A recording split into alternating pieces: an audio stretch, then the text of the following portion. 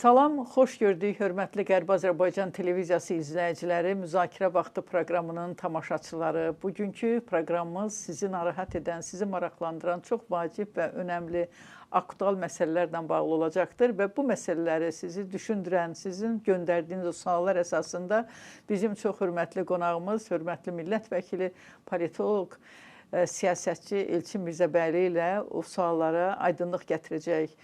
Öncə sizin adınızdan dəyərli tamaşaçılar, istərdim ki, proqramımızın tamaşaçılar adından hər zaman bizim proqramda tək qoymayan, vacib, daha doğrusu aktual məsələlərdə gözəl şərhləri ilə tamaşaçıları qane edən bizim millət vəkili həmkarım Elçin müəllimə təşəkkür edim. Mən təşəkkür edirəm dəvətə görə. Qərbi Azərbaycan televiziyasında sizi görmək çox xoşdur və sizin Qərbi Azərbaycana qayıdışla bağlı həqiqətən çox dəyərli fikirləriniz var, vaxtaşı dəyərli necə deyirlər, açıqlamalar verirsiniz. Bu isə bütövlükdə Qərbi Azərbaycana qayıdış yolunda konsepsiyanın necə deyirlər, qarşımıza qoyduğu ötərilərin həyata keçirilməsi yolunda çox ictimaiyyət üçün çox önəmli bir mesajlar olur. Bir daha xoş gəlibsiniz. Təşəkkür edirəm dəvətə görə, dəyərli Məlahət xanım. Mənim üçün də çox xoşdur Qərbi Azərbaycan TV-də və mən sizinlə birlikdə bu məsələləri müzakirə etmək. Çox təşəkkür edirəm. Hörmətli İlçin müəllim, təbii ki, mənim sizə bu sözləri deməyə o qədər də düzgün olmaz, amma bugün hətta ən sıravi adam, siyasətdən maraqlanmayan, heç ilgilənməyən insanlar da dünyamızın necə ağır bir gündən günə deyərdim ki, hətta ildən ilə, aydan aya yox, gündən günə necə bir ağır, mürəkkəb duruma getdiyini şahid edib və xüsusilə də siyasətçilər bu prosesləri gördükcə təbii ki, qayğılanmaya, narahat olmaya bilməz və xüsusilə də bölgəmizdə olan müəyyən narahatçılıqlar, bölgəmizdə baş verən geosiyasi proseslər, xüsusilə də silahlı münaqişələr bizim də Azərbaycanı, yəni dünya üçün bir sülh adası olan, barış adası olan, multikultural və tolerantlıqla zəngin olan, örnək olan bir ölkənin də vətəndaşlarını, ictimaiyyətini narahat eləməyə bilməz. Sözsüz ki, Azərbaycan dövlətimizin başçısı, əsası Ulu Öndər tərəfindən qoyulmuş elə bir xarici siyasət həyata keçirdir ki, deyərdim ki, dünyanın ən məşhur dahi neyrocərrahından da, zərgərindən də həssaslıqla həyata keçirdir və möhtərəm prezidentimizin o balanslı xarici siyasət həyata keçirməsi əsasının nəticəsidir ki, bugün həqiqətən də Azərbaycanın ildən ilə dostları artır. Azərbaycan dünyada ən etibarlı tərəfdaş kimi həm istər qlobal təhlükəsizlik, dünyanın təhlükəsizlik, dünya sülhünə verdiyi töhfələr ilə, eləcə də Avropada, Avropanın enerji təchizatında etibarlı bir tərəfdaş kimi çox böyük ildən ilə nüfuzu artır. Sözsüz ki, bu da möhtərəm prezidentimizin sayəsindədir, onun həyata keçirdiyi diplomatiya sayəsindədir. Biz 2020-ci ildə 44 gün vətən müharibəsini zəfərlə bitirdikdən sonra da möhtərəm prezidentimiz zəfərin elə 8 noyabrdan sonraki tarixi çıxışında bütün dünyaya bəyan etdi ki, artıq bölgənin tarixinin yeni səhifəsi açılır. Bu səhifə sülh, barış, təhlükəsizlik və davamlı inkişafdır və hətta o vaxt 3+3, 6 platforma və bu kimi təklifləri də oldu və həqiqətən də bu 5 ilə yaxın müddətdə möhtərəm prezidentimizin müdrikliyinin necə deyilir, şahidi oluruq. Amma sözsüz ki, bunun içərisində bugün Azərbaycan vətəndaşını da bizim hər birimizə narahat edən bizim 30 ildən artıq olsa da, amma əslində 300 illik bir erməni projesi idi. İşğalda olan torpaqlarımızı azad etmişik, suverenliyimizi bərpa etmişik. Bugün bizim Ermənistan-Azərbaycan arasında imzalanacaq sülh müqaviləsi ilə bağlıdır. Təbii ki, Azərbaycan ictimaiyyətində, o sadə Azərbaycan vətəndaşında, eləcə də təkcə Azərbaycan ictimaiyyətinin deməzdim, bütövlükdə Cənubi Qafqazda, Gürcüstanda da, Ermənistanda o sadə ermənini də düşündürən Azərbaycan-Ermənistan arasında olan bu sülh müqaviləsidir, səbirsizlə gözlənməsidir. Və bu son günlərdə də bu ətrafda, bu müqavilənin imzalanması ilə bağlı çox belə əlamətdar hadisələr baş verdi. Mən öncə istərdim ki, 20 iyun bir beynəlxalq qaçqınlar günü idi. Bir neçə gün bundan öncə. Əvvəlcə bu Azərbaycan qaçqınlarının qayıdış hüquqlarının beynəlxalq hüquqda, Azərbaycan qaçqını da dünyada mövcud olan 200 milyondan çox qaçqının bir hissəsidirmi? Elədirmi? Bu beynəlxalq təşkilatlar həqiqətən də bunu belə qəbul etməlidir. Bunun başqa çarəsi də yoxdur.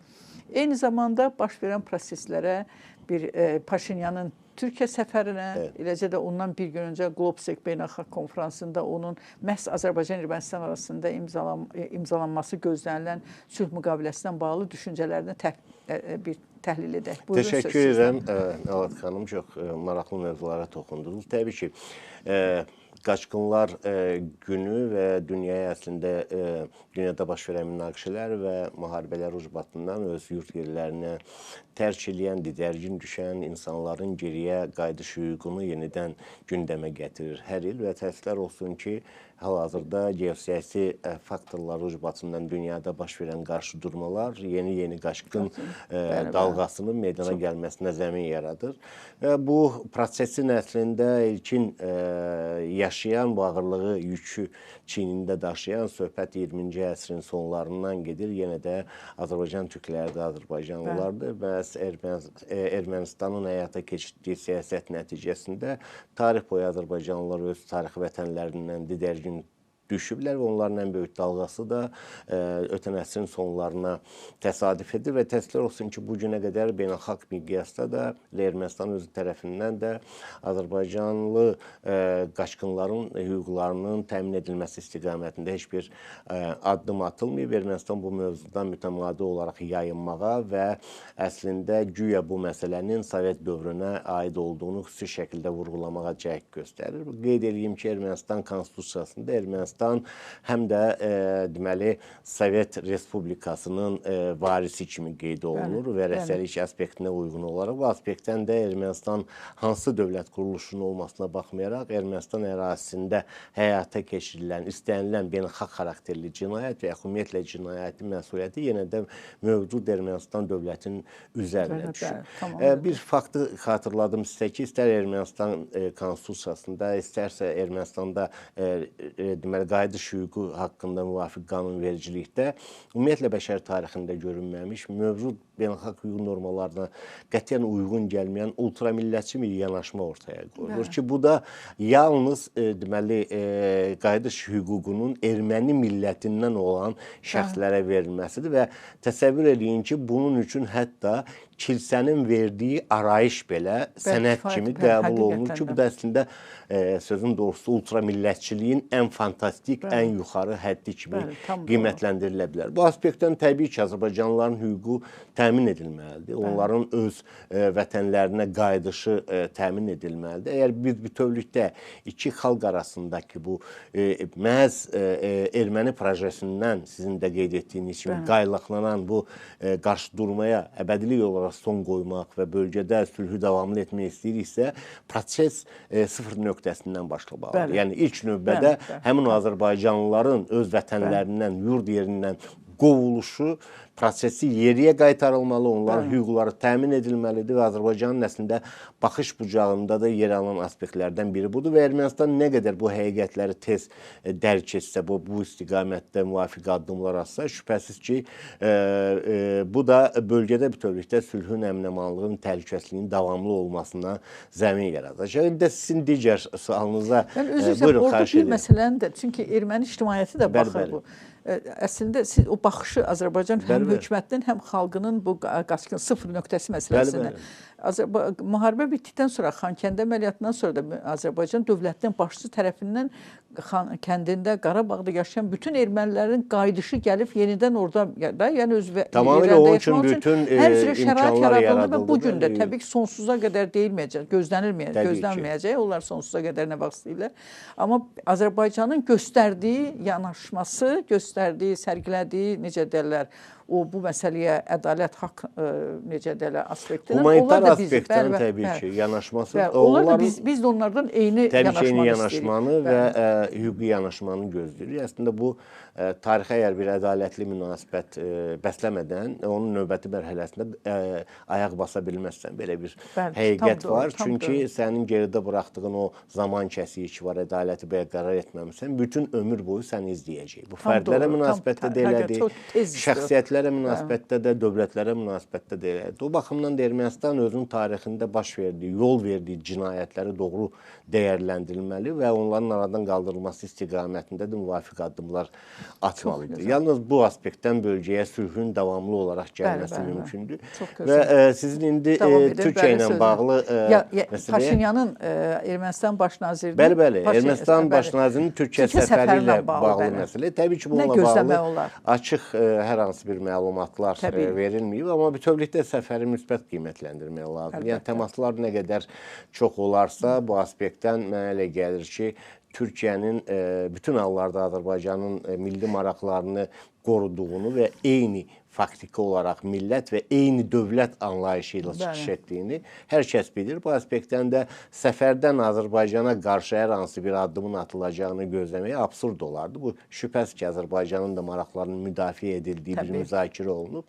Təbii Türkiyə bölgədə sülhün və təhlükəsizliyin qarantıdır və bu həm təkcə Cənubi Qafqazda deyil, daha geniş bir subregionda özünü biruzə verməkdədir. Bu aspektdən də aparılan müzakirələrin pozitiv istiqamətdə olduğunu düşünürəm. Şübhəsiz ki, burada Azərbaycanla sülh müqaviləsinin detalları eyni zamanda da müzakirə oluna bilər və həmçinin Ermənistan konstitusiyasında həm Azərbaycana, həm də Türkiyəyə qarşı irəli sürülən ərazi iddiaları ilə bağlı məqamlar da müzakirə olunması mümkündür. Daha sonra bölgədəki mövcud reallıqlar əslində Azərbaycanın yenə də Zəngəzur dəhlizi layihəsini irəli sürməklə nə qədər strateji düşündüyünü ortaya qoydu və bu aspektdən düşünürəm ki, Ermənistan da bilavasitə öz taleyini, gələcəyini nəzərə alaraq həmçinin bu Zəngəzur dəhlizi istiqamətində də deməli müzakirələrin aparılması mümkündür. Amma bütün hallarda Ermənistan tərəfinin yerinə yetirəcəyi, atacağı addımlar var və bu addımlar Ermənistan tərəfindən necə yozulmasına baxmayaraq deməli Azərbaycan tərəfindən irəli sürülən bütün ədalətli prinsiplərin yerinə yetirilməsi istiqamətində Ermənistan qərar qəbul edilməlidir. Bunun da əsas faktorları Ermənistan konstitusiyasından, daha doğrusu Ermənistanın müstəqillik bəyannaməsinə istinadən Azərbaycana və Türkiyəyə qarşı irəli sürülən ərazi iddialarının aradan qaldırılması dayanır. Çünki nonsens olardı ki, bir ölkə konstitusiya səviyyəsində digərinə ərazi iddiası irəli sürsün, sən də ondan sülh müqaviləsi imzalayasan. Bunun heç bir məntiqi əsası yoxdur. İki aspekt var orada, deməli, bəyannamədə həm preambula hissəsində Azərbaycana qarşı ərazi iddiaları var. Orada qondarma bir təsisatla Ermənistan Ali Sovetinin 89-cu ildə qəbul etdiyi qərara bir istinad var. Eyni zamanda ikinci hissəsində bəyannamənin Türkiyənin, müstəqillik bəyannaməsinin Türkiyənin deməli ərazilərinin Qərbi Ermənistan adlandırması var. O qondarma soyqırma faktoru üzərindən. Və daha sonra isə Ermənistan konstitusiyanın özündə Türkiyənin Ermənistanın Gerbi ilə bağlı hissəsində Türkiyə ərazisindəki Ağrı dağı, Ararat dağı kimi təqdim olunur ki, bu da dolayısıyla Türkiyəyə qarşı ərazi iddialardır. Bunlar aradan qaldırılmalıdır. Yəni bunun faktiki olaraq heç bir formada əsaslandırma mümkün deyil. Ermənistan tərəfi Azərbaycan konstitusiyasında güya Ermənistanı narahat edən məsələlərin olduğunu bildirir. Amma yoxdur, heç bir şey yoxdur. Azərbaycan İstər hərbi doktrinasında, istər təhlükəsizlik konsepsiyasında vaxtilə qəbul olunur, istər bütün hüquqi sənədlərində Azərbaycan torpaqlarının işğal altında olduğu reallıqlara uyğun olaraq deməli, konkret faktlar qoyulub. Azərbaycan torpaqlarının işğaldan azad edilməsi və s. Ermənistan hədəf kimi təbii işğalçı kimi göstərilib. Əgər o fakt geridə qalıbsa, Azərbaycan öz torpaqlarını işğaldan azad edibsə, deməli bu amillər də sıradan qalxıb və bu mövzuya qayıtmağın hər hansı bir anlamı yoxdur. Azərbaycan konstitusiyasında isə ümumiyyətlə heç kimə qarşı ərazi iddiası yoxdur. Və deməli, Azərbaycan müstəqilliyi haqqında, konstitusiya haqqında isə yenə də hər hansı bir ölkəyə qarşı ərazi iddialarından söhbət gedə bilməz. Tarixi reallıqların təkrarlanmasıdır. Biz əvvəla baxmayaraq ki, elə orada bizim torpaqlarımızdır, tarixi torpaqlarımızdır. Amma biz mövcud beynəlxalq hüququn prinsiplərini və reallıqları nəzərə alaraq hüquqi müstəvidə davranan və beynəlxalq hüquqa sayğı duyan bir dövlətik, biz dövlətin vətəndaşlayırıq. Bu aspektin bizim tərəfimizdən Ermənistana qarşı hər hansı bir ərazi iddiasının irəli sürməsi bağlı fikirlər absurddur. Yəni heç bir əsası yoxdur. Çox təşəkkür edirəm Elçin müəllim. Bugün elə bir neçə gün bundan öncə Paşinyanın o Globsekdə təqdimatında əsas o ancaq 28 dəqiqəlik çıxışı Azərbaycan-Ermənistan münasibətlərinə həsr olmuşdu. Xatırlayırsınız ki, bir il bundan öncə Paşinyana Qərbi Azərbaycan mövzusunda jurnalistlər sual verəndə, öz yerli jurnalistləri, Ermənistan yerli jurnalistləri özünü bilməməzliyə qoyaraq o Qərbi Azərbaycan məsələsi deyəndə Şəmkiri, Gədəbəy, Ağsafanı, Qazağı, Tozu misal çəkmişdi. Tamamilə Qərbi Azərbaycan mövzusunun, probleminin olduğunu güya ki, heç bunun xəbəri yoxdur.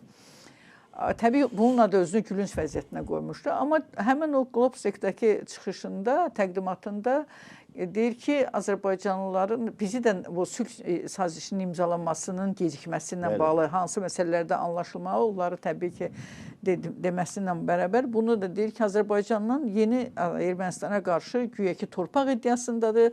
Ermənistanın 60%-ni güya Qərbi Azərbaycanlılar Ermənistanın ərazi kimi, yəni biri var, yaşayış hüququ kimi deyil, Qərbi Azərbaycanlıların Ermənistanda ərazi iddiasında olduqlarını deyir.